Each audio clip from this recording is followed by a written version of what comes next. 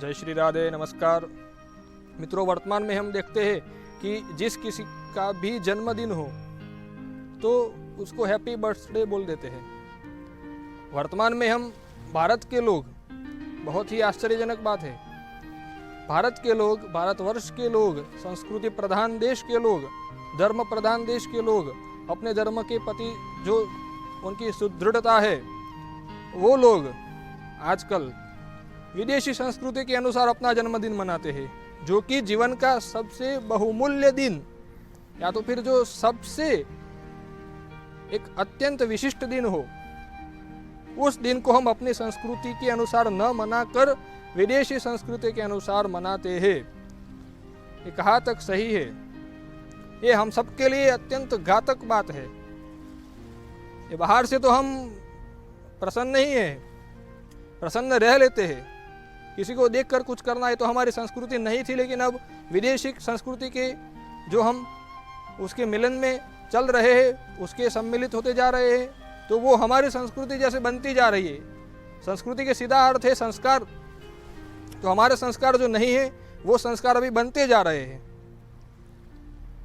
जो विदेशी लोग मनाते हैं उनको देखकर हम ऐसा मान लेते हैं, वास्तव में तो कुछ है ही नहीं, लेकिन ऐसा मान लेते हैं कि वो कर रहे हैं वो सही है और वो करने से हम भी कुछ विशेष लगेंगे या तो फिर हम प्रोफेशनल लगेंगे। ये बहुत ही गलत विचारधारा के साथ चलकर हम हैप्पी बर्थडे मनाते हैं, जन्मदिन नहीं मनाते, बर्थडे मनाते हैं, और जो हैप्पी नहीं हो सकता उसको हैप्पी बनाते हैं, और फिर वो जो भी अपना अनर्गल करते हैं, केक लाते हैं, और वहाँ तक बात रह गई। उसके बाद जो फूंक मारकर जीवन की ज्योत जो जल रही होती है उसको बुझाते हैं। ये सबसे बड़ा जो अनर्थ है यही है। किसी भी संस्कृति में जो भी हो उसको हमें अपनाने की क्या जरूरत है?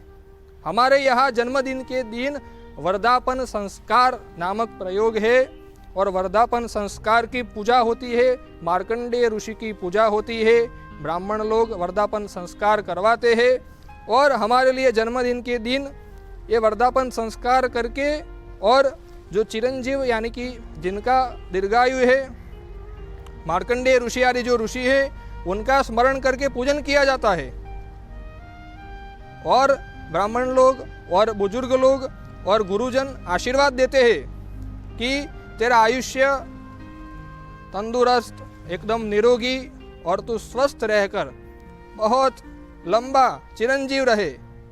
ये हमारी संस्कृति है। हमारे यहाँ दीप जलाए जाते हैं, दीप दान किया जाता है। दीप बुझाने की बात तो कहीं है ही नहीं, कहाँ से ले आए?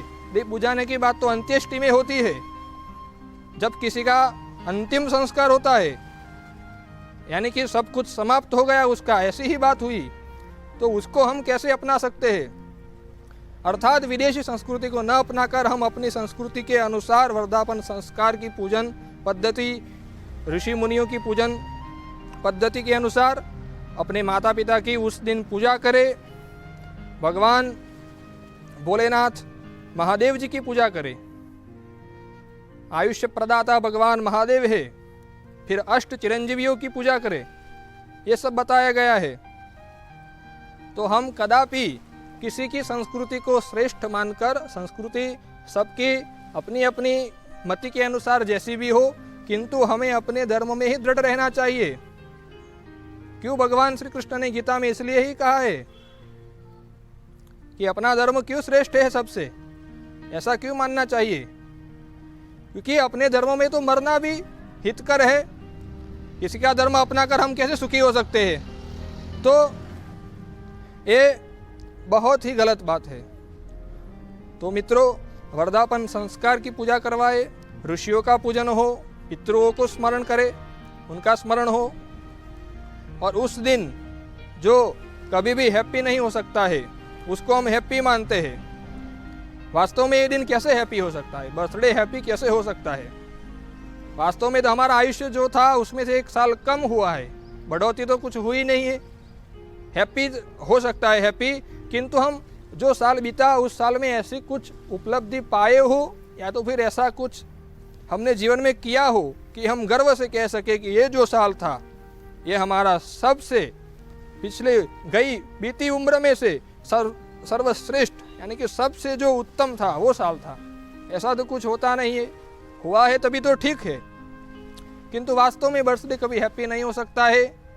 बर्थडे को हैप्पी बनाने के लिए ये जो वर्धापन संस्कार की जो संस्कार पद्धति है उसके अनुसार चलना पड़ेगा।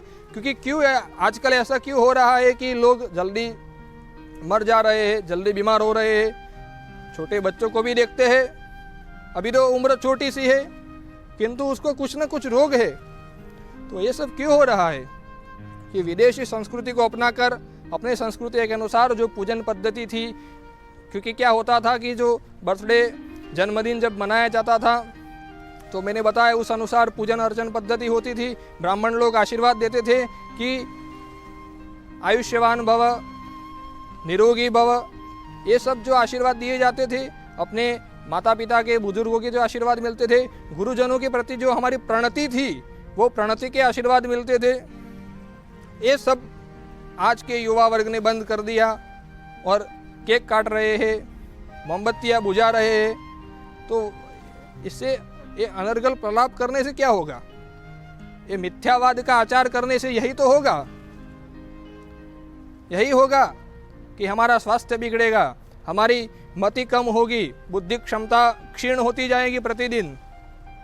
क्या होगा? कैसे हमें हमारा जो दिव्य बल था, हमारा जो दिव्य तेज था वो कैसे बना रहेगा? उसको बना रहने के लिए जो करना था वो तो कुछ कर ही नहीं रहे।